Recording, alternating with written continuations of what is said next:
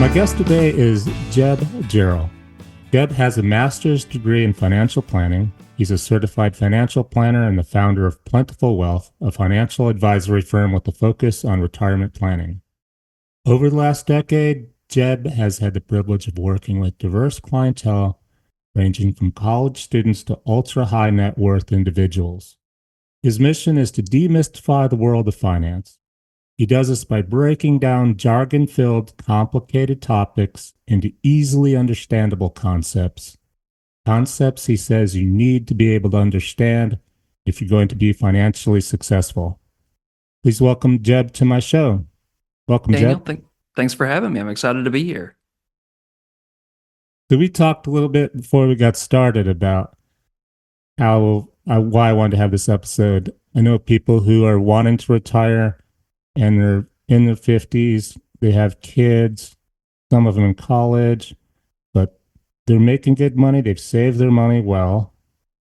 But how much money do I need and when can I do it? When does it stop? So let's work backwards by starting with them, and then we'll also squeeze in some of the tips for younger listeners on how you can plan for the future. Absolutely.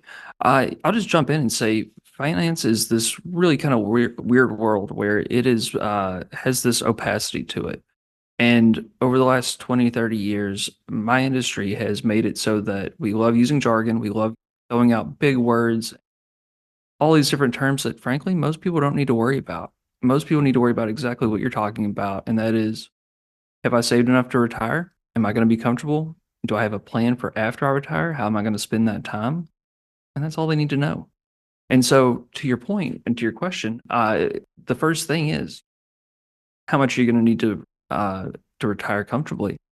Start out by looking at what you're spending now. And a lot of people don't have a budget. I understand that. There's no judgment. I don't use a budget either. I'm actually kind of anti-budgeting, but we can talk about that in a minute. Start out with where you're spending now. And I would always say, okay, look at how much money do you have coming in at the beginning of the month? What's deposited into your account? And how much is going out? So, real quick, I'm putting myself in their shoes. It's easy for me. I'm getting a paycheck, to know how much is coming in, how much is going out. I think the question is, now I retired, so I'm not getting a paycheck. How much money do I need in the bank, in an IRA, and still know what? That's the question. totally. But the thing is, you have to start by, to answer that question, you have to know how much you're spending. Because how much you need in the bank is predicated on, if you're spending $25,000 a month, you're going to have more saved than if you're spending $2,000 a month, right? And so you really need to have at least the start of knowing what you're spending per month. What I typically see on average is folks in retirement spend, and this is really a wide range, but between 4,000 a month to 10 or 15,000 a month, and that's after taxes, right? 50,000 a year. No, 15. No, not 50. If you're spending 50,000 a month in retirement, I No, don't a know year. what you're buying. A year. But yeah, 60 so a yeah, year, 60,000 a year about. yeah, right around there. That's pretty average. And so if you know how much you're spending per year, then there's a couple ways you can take that, or monthly or yearly. You can back in from that number to what your savings needs to be. I like doing it monthly because I think the math works out a little easier. Do it this way. Okay. For round numbers, if you're spending $10,000 a month right now while you're still working, and if you have kids in college, if you have any big expenses like that are going to change in retirement, back those out, right? So say you're spending $10,000 a month now, and you're spending $2,000 a month supporting your kids. They're early 20s in college, but you expect they're going to be off the payroll here in the next couple of years by the time you retire. So that takes you down to $8,000 a month after taxes. From there, you want to look at how much Social Security will you get. Again, for round numbers, I want to say $2,000 a month. So that takes us down to $6,000 a month is what you need to cover from your savings, whether that's maybe you get a pension, maybe you have VA disability, maybe you have something like that that's guaranteed, maybe you have rental income, maybe you have an annuity that's already paying out, whatever that is. If you have income that you would say is solid cash flow, you're going to subtract that out as well. But going back, we're still at that $6,000 a month number. And say you're like many, many folks out there and you've saved well, all your money's in your 401k. That's totally normal.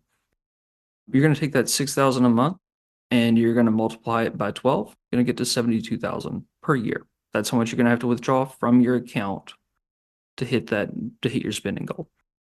From there, you can multiply it by 20, 20 or 25, and I'll go into that in a second. 20 is easier to do in my head. So for 72,000 a month 72,000 per year in after-tax spending, you're going to need to have right around 1.4 to 1.5 million dollars saved in your retirement accounts. So essentially, start out with what is your spending, subtract out guaranteed income. That's what you're going to have to withdraw. Multiply that by 12, and multiply that number by 20, and that takes you to what the lump sum number is that you need. Perfect. So about $1 million to $1.5 million. Yep.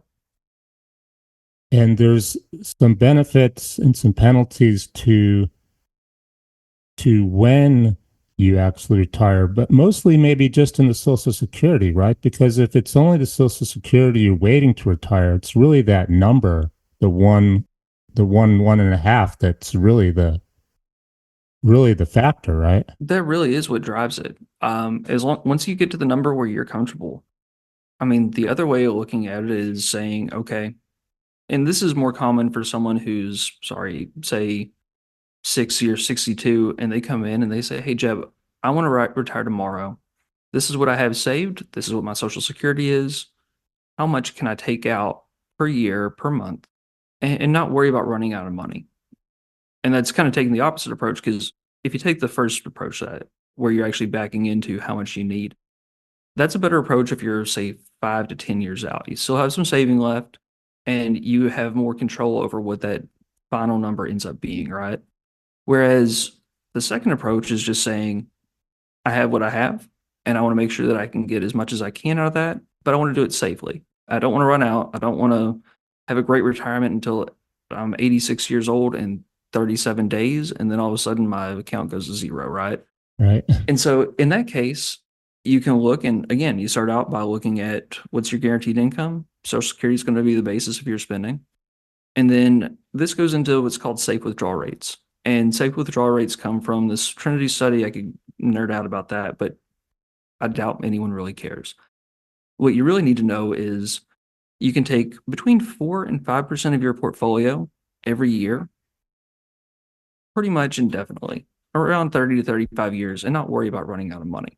That's the big takeaway. And that's because you're probably going to make between 5% on average in the market wherever you have it invested. You're taking out the gains. Pretty much, yeah. So you're saying if you're starting out with a portfolio, you're probably going to average around 6 to 7% on a balanced portfolio. You want to have stocks and bonds. You don't want to be overly aggressive, but around 6 to 7%, call it 7%. If you're taking out 4%, that's going to leave 3% left over for inflation. And if you're making 4%, then you're essentially, like you said, taking out what you gained. The inflation is going to make your actual balance grow a little bit each year. That way, what you're able to take out still matches inflation. Let's talk about healthcare. Because there's an age you can retire where you still have to pay your own health insurance, and then there's an age after which you get benefits from the government such that you really don't need to have healthcare in your budget in terms of insurance and getting hurt. How does that affect the age? Mostly, I think the age when you retire. Yeah, that's a huge part of it, because you're exactly right. So once you turn 65, you're eligible for Medicare. Medicare, there's parts A, B, and D. They all cover different things. Part A is it covers your inpatient hospitalizations. Part B covers if you're going to the doctor. Part D covers prescriptions, that sort of stuff. But once you're 65, you have to apply for it. You're good to go there. I will say there are some expenses along with that.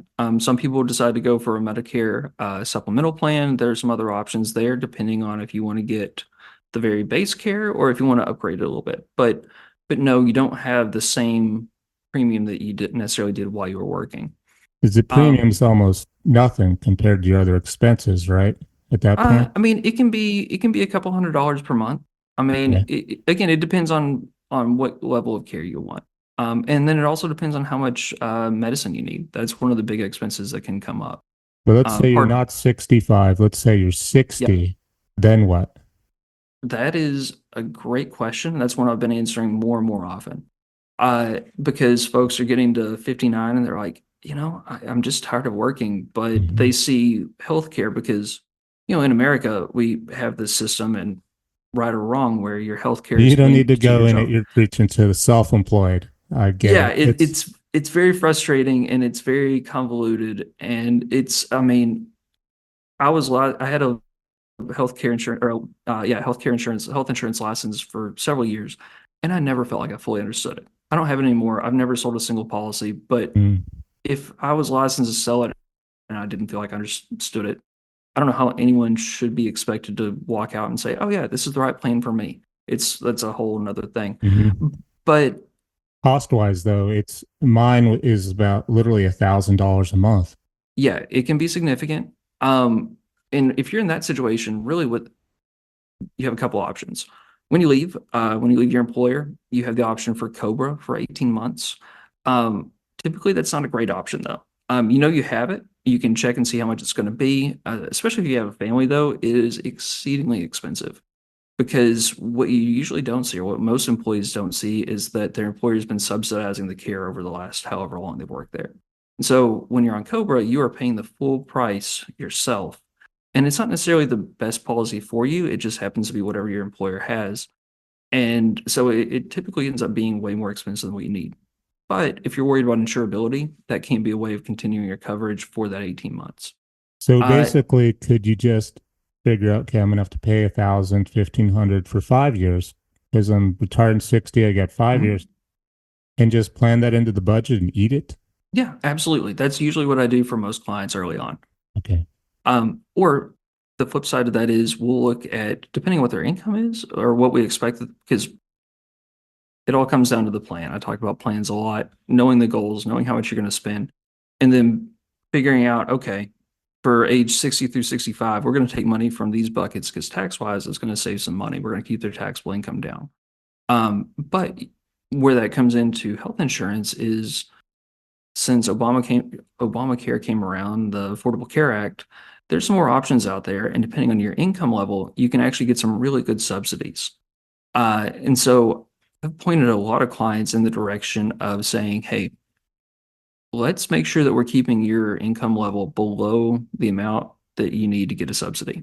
You know, And so they end up, I hadn't thought oh, about that one because with the Obamacare, usually you think of low income people, and these are people with $1 million in the bank, and yet technically at they're so that low year, income. yeah, the year they retire, they're taking out just enough to live. And now, actually, 50, correct me if I'm wrong. Mhm. If you take out 50, if you have 50,000 of taxable income, you won't qualify for Obamacare. I think that's around So 35,000 where it caps out. I would have to look at the numbers. It's a sliding scale. Uh, Yes. and so what I typically do is there is a startup actually here in Louisville, and I'm blanking on its name right now, but I just go to their website and they work here in Kentucky and they work in some other states as well. And you can put in your income and you can put in basically some general health information and they'll give you an estimate of what your credit will be. And so we just kind of back into the number, knowing what they need to spend and knowing what Mm. levers we have to pull. And we just keep it so that they have an The affordable reason I know option. about the Obamacare is being self-employed and having my own insurance. I broke my hip rock climbing, so it couldn't Ugh. work for 6 months. So I have no income for 6 months. So that next year I could apply for Obama. It was great. Obamacare, low $300 a month health insurance Hmm. premiums, good health coverage. Then I went back to work because I decided I'm not going to claim disability and just sit at home and only have to be poor. I have a lifestyle I want to support. So went back to work, killed it, made a lot of money, and then I got my tax bill and had to pay $5,000 back in the Obama credit Yep. because you can only make, it seemed to me at the time about, of course, this is pre COVID, pre inflation, the way things are going. about 35 at the time. So I think you'd have to check the numbers. I think 50 might be pushing it. And even if you could, you're not really getting as much. I don't know if that's going to help you bridge the health care coverage gap Uh, that much. Honestly, Good, but good but idea anyhow. Yeah. well, no, I mean, I do this for my clients. It actually does work. Mm. So, okay, you take it like that. Take it from the numbers you said. So let's use the 50 number. Are you single or married? Single. Okay. So for a household, you're looking at 100,000 in income. And if you're pulling money from non-taxable accounts, then you're only paying capital gains taxes. It's honestly pretty easy to keep income under Mm. 100,000, especially if you're saying, okay, well, you have cash that you save back. We're going to cover 1 year of spending from cash. We're not pulling from retirement accounts yet. Hmm. And so, yes, you might be pulling 100,000 out, but of that, only 10% is actually capital gains. And so your actual taxable income is still way below that threshold. So that's where the tax planning comes in, that you need to make sure, okay, I have this spending need, but how can I pull that money out in the best way possible to meet that spending need and still keep my actual taxes low? Perfect.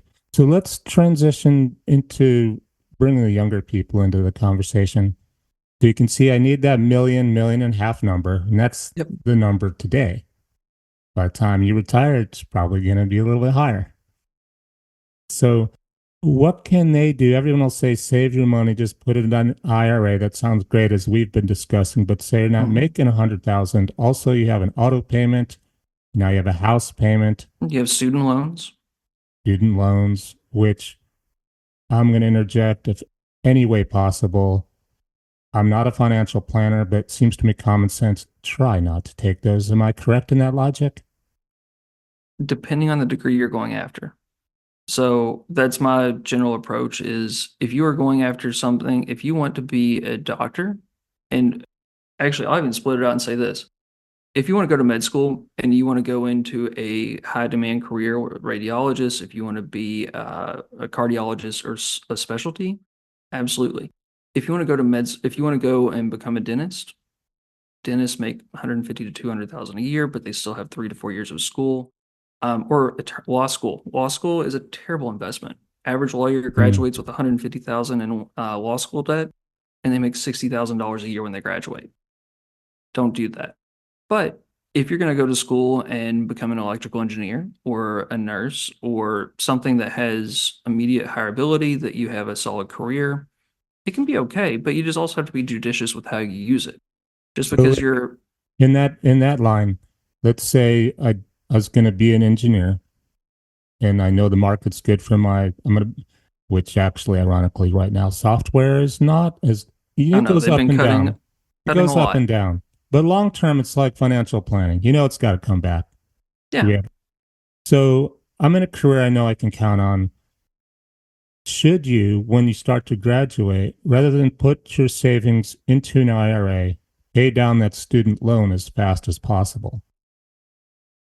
That depends on a couple things. So on my website, I actually have a basically a flow chart for how to approach this. Couple steps there. First thing, whenever you graduate, you want to make sure that you have some kind of emergency fund. Start out a couple thousand, 5,000, whatever's comfortable, but you need to make sure that if a big bill comes up, that you're going to be okay because we all Sure. have flat tires, Yeah. we all have that sort of issue. So that's first before you worry about student loans or saving for retirement. Next up is kind of looking at your what options you have for retirement. So if you have a 401k through your work, they're probably going to provide a match. You should definitely take advantage of that. No It, question. Match it 100%. Max that out. I would. exactly. Yeah, Yeah. exactly. So get that full match, and then that's when the real question comes in, and you say, okay, I've made my contribution, and I still have some money left over. Which way do I go with it? Then you kind of look at what you consider your expected return. This is the mathematical way I look at it. And it's okay, if you're paying off a student loan, most federal student loans are somewhere in the 7 to 8% interest rate range. That's Uh, high. I didn't realize it was that steep. Dang. it is, you would That's think, ridiculous. if you have subsidized loans, it can be a little cheaper, but that's a whole nother thing. But yeah, they're very expensive. Um, if So you had, to me, I'm an engineer, yeah, math, percentage. It's easy. That's 8%. You would even in the stock market, you're gambling if you expect 10%. Yep. So that seems a no-brainer then. I'm sorry to interrupt, but I would No, go no, ahead and finish answering. that's where it comes back to the expected return. Yeah. That's exactly where I was going to go. That So you pay have it a off. guaranteed 8%, Pay or it off. yeah, but there are also other considerations there too, because it's not just pay it off. Hmm. Depending on what your time frame is, depending on what your cash flow is, sometimes it makes sense to go ahead and refinance from a federal loan to a private loan. Sometimes, especially, 3 or 4 years ago when rates were super low, you could go from that 6 to 8% federal loan to a 2 to 3% private loan. Now, you lose some protections there. No, neither of them can be discharged in bankruptcy, but you lost the protection of being able to some of the forbearance options there. But the big thing is, if you're going to go ahead and try to aggressively pay it off and you refinance to a lower rate and you just try to pay it off, just bunch money into it over 5 years, that interest isn't going to accrue nearly as quickly. And overall, you're still going to end up paying a whole lot less. So let's say So, I'm not an engineer. I have a more, I don't have, I'm not working for a company that has a 401k. I have to go to someone like you, Jeb, a financial planner, or do my own investing. How should I invest for the future then? I'm still gonna go to the bank of financial mhm, planner and open my own IRA, right? yep, Something like it. yeah, How do I decide how much money to put in it? We've got the student loan covered.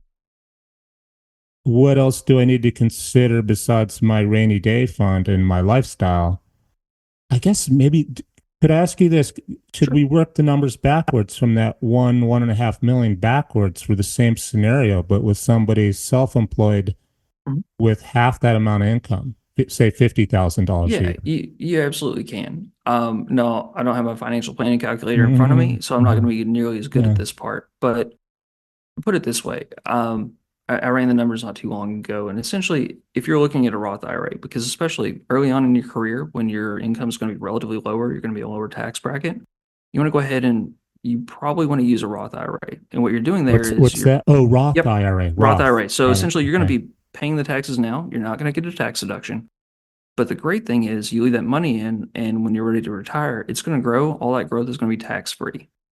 And so tax free growth over the next 30 to 40 years is a pretty great thing. Now, quick interjection here.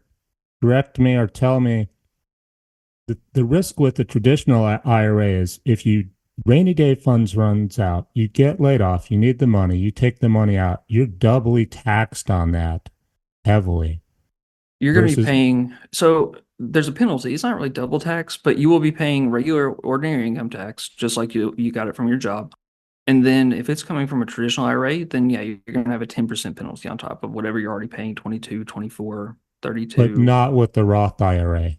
No. So with the Roth IRA, as long as it's been in there for 5 years, you can take back anything you've contributed. You can't take the gains Nice, out, but you can take your contributions back out.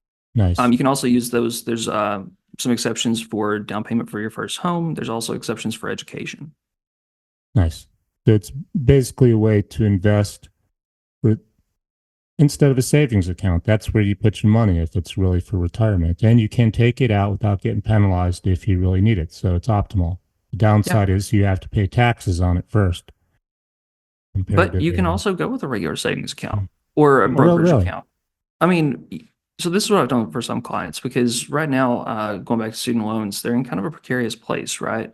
Where, we'll see how the election goes, but it's not exactly straightforward as far as what's being forgiven and what isn't.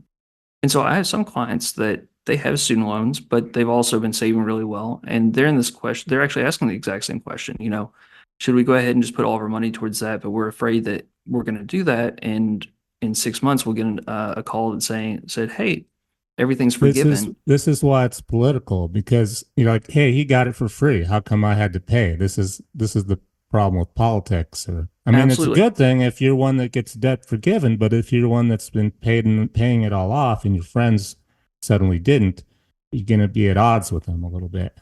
Totally. So we're having the conversation. Honestly, what we're doing for them is we're just taking that money, putting it in a brokerage account, investing it, and they're making monthly payments into that just like they would have been otherwise. The difference is if they get it forgiven, and there's also a question because they're working in public service, they're thinking about going into public service. So there's public service loan forgiveness is very unlikely to be going away. Some of the other stuff that's come up in the last couple of years, that's a little more hit or miss. But public service loan forgiveness, you work for 10 years for a qualifying 501(c)(3) or for the government or for a church, something like that, your loans are forgiven. Hmm. And so they essentially what they're trying to do is maximize their optionality. If they go to work for a public service in a public service position, they'll get it forgiven, they're fine. If they don't, then they still have that lump sum. They have that account that all they have to do is just go ahead and take that account and pay the lump sum, pay the balance off. Either way, they're in the best position. And there is an opportunity cost. Don't get me wrong. They're making minimum payments on the loan now as opposed to completely paying it off quickly. But having the optionality to know I can go either Mhm. way and your overall expected return is going to be higher, it's not a bad place. Real quick, I wanted to talk about Social Security. Mhm. For the people with 1.5 million in the bank, it's not a huge issue. They can live or not live without their Social Security. But let's say you're back down to the $50,000 a year income people, don't have an IRA, they're counting on the Social Security. I'm just going to throw a couple things out there maybe people haven't thought of.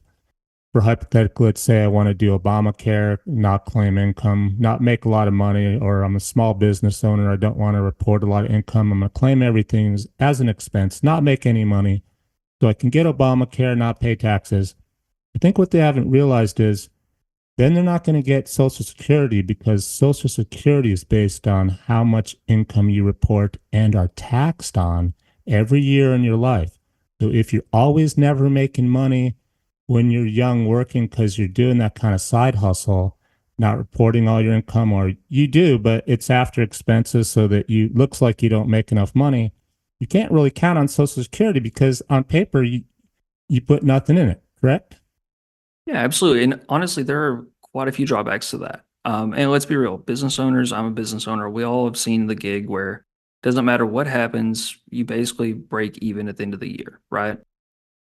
But there are a couple problems with that. The one you pointed out as far as Social Security goes, that's a huge one. That's a can be a pretty big surprise when you look at your Social Security earnings report. You can And get then you that have through. no IRA. You're so like, I didn't Yeah, have an IRA. And now, oh, because everyone's like, you'll have Social Security. Don't worry about it. I'm like, eh. yeah. Maybe you marry someone that has it. I don't know.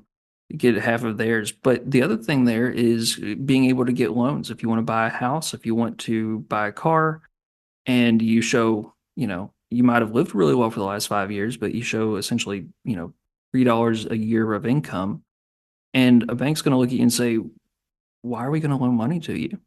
And Sure. so that's another issue for young entrepreneurs that I'm not saying overpaying taxes, but it is a worthwhile investment to make sure that you're paying everything, that you're Report recording it your income. fairly. Just Yeah, report it fair. exactly. And then you could still be in a conundrum if you reported it fair and you just didn't make as much. But something to be aware of, you can't count on Social Security like some people will. Some people are. Some people get 2,000 a month in Social Security. You can't count on that unless you're making 100,000 a year your whole life, and you're also paying taxes on 100 a year, right? Yeah, and so that's where you also see once folks get into, say they have 200,000 in income per year from their job, from their corporation, from their company. At that point, and this is a tax question, talk to your tax advisor. I'm not giving advice here, but they go to an S corp setup, so that way they're splitting apart what's their W-2 income from their job, and then what is their actual ownership dividend payout bonus, essentially. The benefit here is though you can set your income from the job on the W-2 side around, 120, $130,000. You're going to pay in, max out your Social Security on that, and you will have to pay self-employment, or you won't have to pay self-employment. You'll have to pay uh, all the Social Security taxes, but on the remainder that you're taking as your ownership draw, you're not going to be paying FICA, FUTA, all that stuff, all the self-employment stuff there.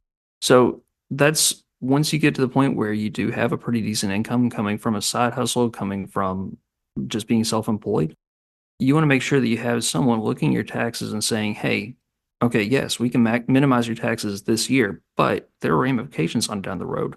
And these are what those are. So know that there's a cost and a benefit to each of them. And that way you can make a fully informed decision on with knowing the long-term And ramifications. and that decision would be form an S Yeah, corporation. it can be an S corp, it can be an LLC, it can be taxed as an S corp. At that Well, an point, it's just LLC, you would still have to pay taxes as a normal individual. But with an S corp, it sounded like that was a good idea because then well, it's LLCs can be taxed as S corps. It's an election. uh, It's not illegal. At that point, it's not a legal entity. uh, You're actually just filing. It's an IRS filing, and then you're electing to be oh, taxed as an nice. S corp. So yeah, Okay. you can call it LLC sub S, just anything like that. But You don't it's even an have to LLC. set that up special. You just tell your tax person to file you as an S corp. Yep, they will file the election form, and you will be paying taxes as an S corp going forward. Wow, that's cool. I figured you had to actually transition your LLC into an S corp or C corp, which is kind of confusing. I forget the differences, but we're going to stick with S corp for Yeah, totally simplicity fair. here. Okay, what is veteran reintegration? Veteran reintegration is how do we take folks who have served for could be as short as a year or two. Maybe they did one tour, they did one enlistment, or it could be someone who served for 30 years. And how do we get them reintegrated back in society and say, hey, thank you for your service, and we want to make sure that you have the skills that are ready to jump into whatever job you want for that next chapter of your life because the military is a really weird place. And I say weird because it's set up that you're kind of micromanaged. You're told when to be where, wearing what uniform, and what you're going to be doing. And don't get me wrong, there are times when you have to think outside the box, but for the most part, some people joke about being institutionalized, and it's kind of fair, right? As a microcosm of the overall society, it's an interesting place because, for example, I remember I only did a couple of years, but I was sitting in an office one time, and at the time I chewed tobacco. And I'm sitting there, I'm a private first class, and I'm talking to a colonel, and I'm just chewing and spitting the entire time. And I Mm-hmm. didn't think anything about it You didn't see because, his insignia, his rank, or oh no, now, yeah. I knew his Oh, rank. okay. But it was okay because, in that time and place, tobacco use was okay. It wasn't a big deal. Whereas if I had tried that at a corporate job, I don't know, it would have been really awkward for a little bit because I it's just see. a very different environment, right? So reintegration is taking someone that was in the service and you want to make sure that they have the skills that they need, whether that's from a technical standpoint or maybe it's a soft skill. And it's just making sure that they are comfortable and ready to jump in because again, um, it's totally okay to be abrasive is not the right word, but be very direct in the military. And But that's okay. financially, is there something special with veterans in terms of bringing It de them? it depends on their situation, because everyone's different. A lot of folks that come out have some VA disability because they were hurt during their time in. That can range from a couple $100 a month, or they can be fully disabled at I think it's around 3,000 a month. So there's that. There's also looking into healthcare. If they are retired, then they're eligible for TRICARE, and so they're not going to have to pay for healthcare for the rest of their life. Um, so there are different things to think about there, and I would Where's just say that the majority of veterans these days? What's the it's demographic and what are the issues they're facing in terms of financially and what you might on this show mhm. suggest for them? So I think financially the biggest thing is when a lot of veterans get out, because the average person gets out after 2, 4, 6 years, but most people don't spend an entire career. And so they're getting out. So take someone who spent 6 years in the military. They join when they're 18, they're getting out at 24. They have the GI Bill, so they can go back to school and they can do that. But it's hard because I was in this place for a bit that I looked around and I saw my peers that I graduated high school with had already spent 2 or 3 years in employment. They already had jobs. They already had. It felt like I was running a race to catch up, and I think that's where a lot of veterans feel like, oh, I'm behind because I see where other people my age are, and I have to catch up to that. But And so so that's I hadn't thought. I can completely put myself in those shoes. Is and I think if I was a veteran, I would try to remember for myself. You know what, man? You worked for it. Take a break. Take a year Yeah. off. Like the saying in Hmm. college, people used to go backpacking for a year after Yep. college and just release and get rejuvenated. I was like, man, take a year off and don't worry about it. My biggest regret was that I went immediately back to college and Mm. I should have taken a year. So I left the army. I was stationed in Monterey, California. I was really lucky. Whenever I got out, I left there on a Thursday morning. I got back to Kentucky that Saturday night at like midnight. Monday morning at 8 o'clock, I had a job interview. And from there, I've been working ever since. It's Wow, been 10 that's or 12 hard. years.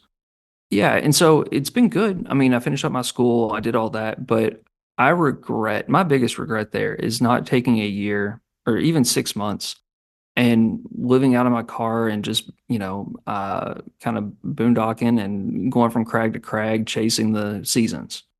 Right. I got into climbing probably my last semester, and we talked about this via email, but I'm 2 hours from the Red River Gorge.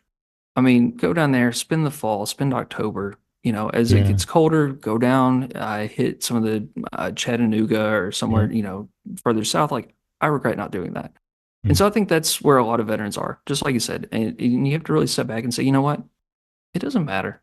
It doesn't matter what someone else's You're lucky to expectation be alive. You're from lucky life to be is. healthy. Maybe some of Yeah, you aren't. And mentally, I'm sure health wise, we could all use some help. So let's say that's you true. take the year off, you ride your bike around, sleep out of your car. Back to the financial planning. Okay, now what do I do with the rest of my life? Maybe I go to school. What's the rest of the picture for them to get to that 1.5 million number? Or do they need to worry so much? Or because they can subtract, they don't have to worry about their health care. What else do they not have to worry about? And what do they need to really still go, okay, maybe I need an IRA again. Now I'm back in society. Yeah, I mean, the biggest thing there is just figuring out what's your career going to be. Are you taking skills that you learned in the military, or do you want something different? Do you want to completely change? And then, just like anybody trying to figure out a career, you have to figure out what's the intersection between what I want to do, what I can do, and what I'll get paid to do. And so you figure that out. And then at that point, honestly, financial planning is not much different from anybody else. It is kind of the same as Other far than as figuring out. healthcare. Other Yeah, than but healthcare. even then, it's most folks that get out of the army or the military in general, they don't have health care. Oh, They don't have the TRICARE. That's if you're retired. oh. So if you spent 20 years in, or if you got a medical retirement, then yes, you have that. But if you served for 2 years and you got out, you don't have that. But what you do have is you have great educational benefits. You've got vocational rehab. If you happen to have some disability, you have the GI Bill if you just had your, normal enlistment. And the GI Bill is an amazing, amazing opportunity. You can go to school. I mean, it paid for my master's degree. Hmm. Uh, it will pay for undergrad. It will pay for, depending on how efficient you are at using it, you can use it for undergrad and part of a master's. Um, it's going to pay you while you're in school, and it's tax free while Hmm. you're in school, tax Yeah. free income. And so there's a lot there that you can do to make sure that you're going to get as much as you can. Because let's be real, the government's going to they're going to get their dollars out of you. They're going to get their value out of you. They So you always want to make sure do. They always do. you want to make sure that you're getting what you earn back. And so in that case, yeah, I mean, find what you want, find what you love, find what you can get paid for, and then study that. Um, So before we close out, the last thing on my mind is credit card debt and of mhm. course auto payments, which these days is getting staggering how much not there's insurance, but just the cost of buying a new vehicle. Real quick for most people all over the demographics we've spoken of. Is there a general advice for auto loans? I guess it's relative to your income and credit card debt, which is Yeah, probably the same for no matter what your income, right? yeah. What's your take on credit card debt? So for just looking at debt in general, you want to make sure that your debt to income is typically under 30% of your income. And so whenever I say that, I'm talking about housing, student loans, credit cards, cars, all of it. Whatever your monthly payment is, you want to make sure that it's essentially a third of your overall income. And then your rent's Um, probably the other third or half these days, right? well, that was taking into account housing. So Oh, if you have okay. a mortgage, P&I, that sort of thing. Um, but yeah, I mean, rent, typically you want to keep rent under a third, same thing. Um, so you can kind of back into that number again. Credit card debt, you want to get rid of that as soon as you can. I mean, no Zero. ifs, ands, or Zero is buts. better. The best is Yeah, zero. And why is exactly. that? Why is zero credit card debt the Well, best? because credit cards are expensive. When you're paying 25 or 30% interest per year, I mean, that Whoa. adds up I got quickly. so you get the idea you're talking to someone who pays their credit card down every month. I keep zero balance and pay everything off. So I never have to look at what the percentage is because I'm not paying any. Yep. And people ask me why I do that and why I use a credit card. Well, it's convenient and it's giving me credit. It's building my credit score. 30, 20, 30%. I thought that was a penalty percentage. That's the There are normal. so there are some that are going to be 15 or 18%, don't get me wrong. But yeah, Really? you can absolutely see plenty that are in the 20, 25, 28, 29% range. I mean, it's Wow. not That's unheard of. hundreds of dollars a month when you start Well, getting up think about there. it this way, just putting it in perspective. If you do nothing else, if you're not paying, but if you're just taking 30% per year, in 2.5 years, your balance Double is that. going to have doubled. Exactly. Okay, so Uh, that's an easy one, people. Zero, no matter what your IRA, no matter if you're a veteran out of the military or retiring or young, zero credit card debt. But I do want to emphasize, because you made a really good point, there are really good reasons to have a credit card and to use it. But keeping the zero balance is the important thing. But you're building your credit. That's always great because if you want to go and get more credit later, if you want to buy a house or if you want to buy that car, they're gonna pull your credit score. And a big part of that is showing history of credit use, on-time payments, all that stuff. You also want to make sure that you aren't missing payments because if you have one missed payment, that's going to Oh, that's the make a big biggest thing. difference. And they're really tricky about that. Even my new car loan I just got, when I'm at the dealer, I'm asking them, when can I expect in the mail the payment booklet to make the first payment? I mean, I want to know right now. Like, oh, you get it in the Yep. mail. The first payment's due a month, and the first payment's not due for 2 months. No worries. I literally got it in the mail the week before it was due, and I Yep. had been out of town. So what I did was actually called on the paperwork. I called the dealer. I'm like, you have to tell me who's got my loan and who I call. Like, oh, just call Bank of America. I'm like, just call What? Bank of America. Yeah, and actually that worked, Jed, because they found me. Then I made a payment, my first payment, using my checking account routing number, which fortunately, Mhm. when I travel, I always carry one check. So I know my routing number in case I have to do something like this. Make the payment on I've got time. mine memorized, so I understand. Yeah. Um, and then it also goes to when you have credit.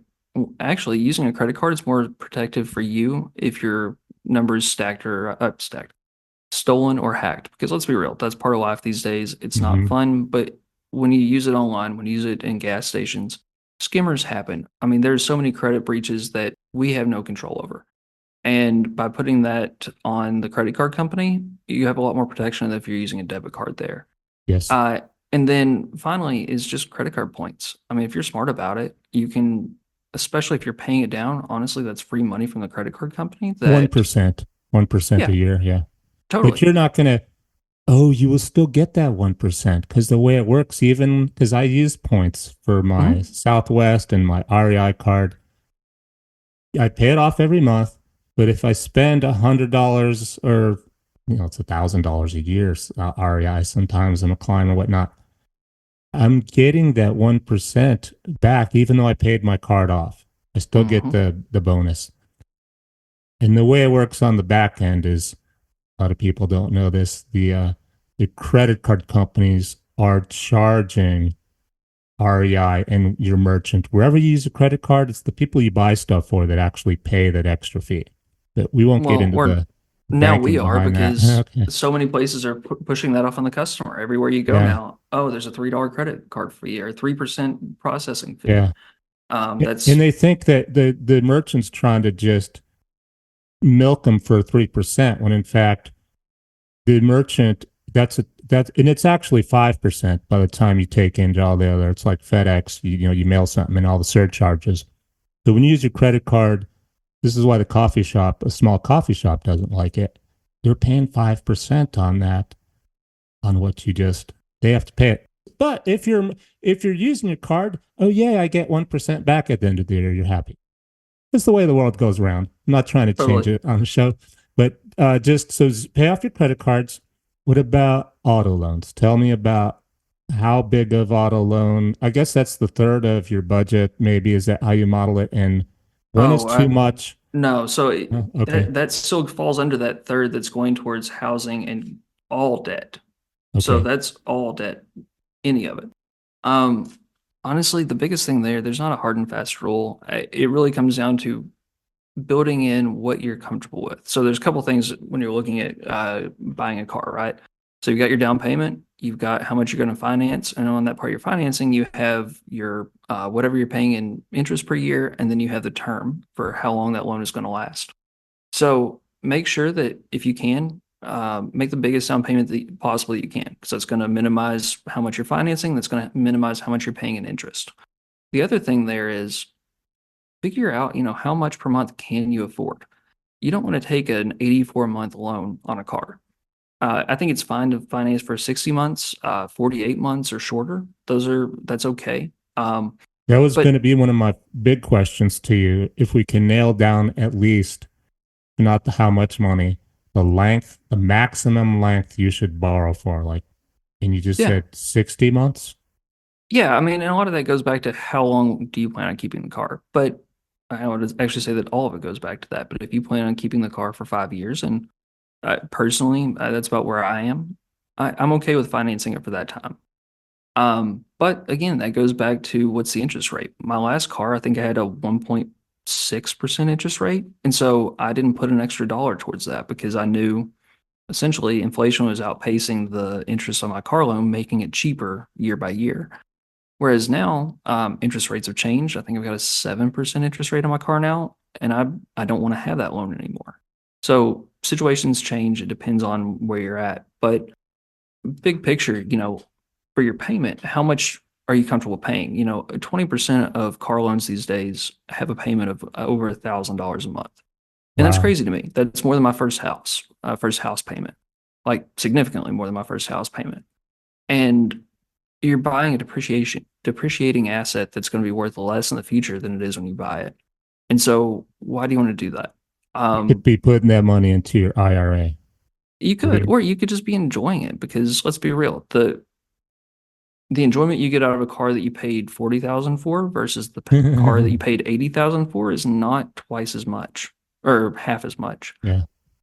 So it's just kind of figuring out what's comfortable for you, what fits in your budget, and what's not going to stretch you. Because if you get a bigger, nicer car, you're going to have increased insurance costs. You're going to have, if you buy that big SUV, you're going to have more gas that goes into it. And so you have to take all that into account and figure out, what am I comfortable with and what is not going to stretch me because you don't want to be car poor. You don't want to be sitting there saying, man, I got a really nice car in the driveway, but I can't Yeah. afford to put I don't gas in have to drive it gas. anywhere. Right. So, Nice. Well, we've covered a lot, and I still have questions. How can we vet a financial advisor? We have more questions and sure. learn about the differences in the types of investing, and there's different types of advisors out there too, right? Yep. How do we do that? So first thing I would look for if I was looking for an advisor, and when I'm ready to retire, I'll tell you I will be because I'll even kind of back up before I answer your question, and it's a good one. It's figuring out you need to figure out, do you want to handle things yourself or do you want an advisor? Because honestly, a lot of people can handle their stuff themselves, especially if you're working and you're essentially just saving, you're not making any decisions on the distribution side. It's not that big of a deal. I mean, you can really just put your money in the S&P 500 or, total My stock my index. my friend got me to go on Charles Schwab and open an account, and I put just a few $1,000s in there for a year, just sitting there, and finally, Dan, you have to do something with it. It's a little fun, but I'm only playing with, you know, a few $1,000s, but I'm doing it myself. Yeah, you do it Yeah, yourself. I Yeah. mean, people absolutely can. It's there's no, it's not rocket science. There's one rocket scientist on this podcast right now, and it's not me. It's something that you can't learn. If you have the time, you have the inclination, and you have the ability, you can absolutely do it yourself. If you say, you know what, I don't have any of those three, because you have to have But all three of them. but if I've got kids and a mortgage payment and student Yep, loans and I'm married and I've got it's time. Yeah, you I need just to don't have the you need someone inclination. to help them, Don't somebody have to the help you with inclination to that. do it. I want to hire an advisor. A couple things you want to look for there. First, you want to make sure that they have the education to actually give advice. Because one of my biggest issues with my profession is that it doesn't take a lot to call yourself a financial advisor. There's actually no regulation on who can call themselves one. Hmm. I mean, you want to be a financial advisor? There you go.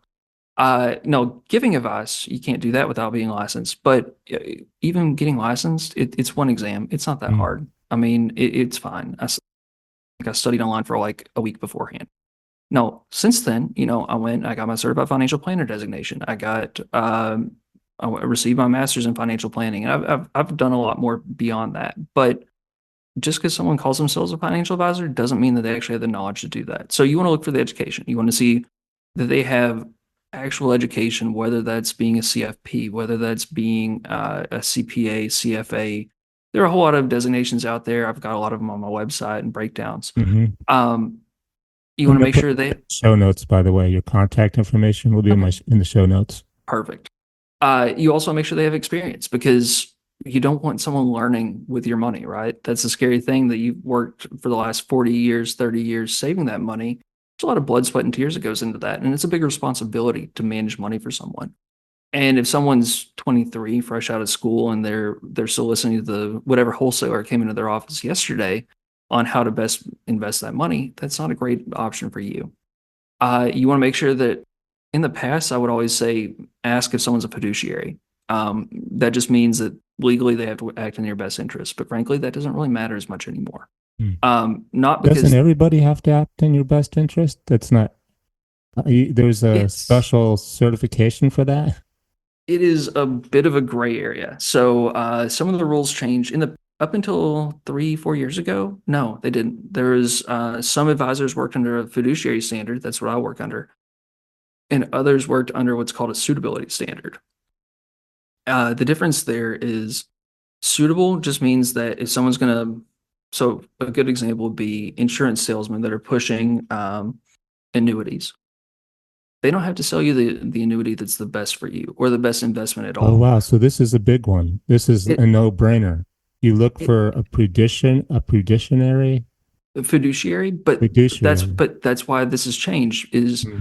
the law changed, and so now everyone is officially a fiduciary. Doesn't mean they always act Hmm. like that, but Okay. legally they're supposed to. So even if you ask if someone's a fiduciary now, they're going to say yes. And so it's like Okay. asking for references. Doesn't really matter. Um, but yeah, education experience, I look for someone that's fee only. Fee only means they aren't going to be getting commissions. They're not selling an insurance policy that gives a commission. They're not selling an annuity or even a mutual fund that has an upfront commission. The reason why I say this is it gives you better alignment and less conflict of interest. Conflict of So interest is less. Plus, you can just go online to to Charles yeah, Charles Charles Webb Schwab, Schwab and do your own trading for free. So totally. you need So fee advice. only, Is what you're paying for is advice. yeah, absolutely. All the information you could ever want or ever need is out there. Go on Wikipedia, go on investopedia.com, any of those. What you want is advice that is tailored to your situation and that's telling you how to get from where you are to where you want to be. Um, fee only advisors are going to be better at providing that. That's all it comes down to. Nice. Anything else you want to add? We've talked about a lot, so Yeah, we covered anything a else? lot. No, I think that's really about it. If anyone has any questions, I'm always open to a conversation. I love nerding out about tax planning and retirement and investing in general. Economics. We talk economics. I'm your guy. So thank you very Awesome. much. Thanks, Jeb. Thanks for being on my show.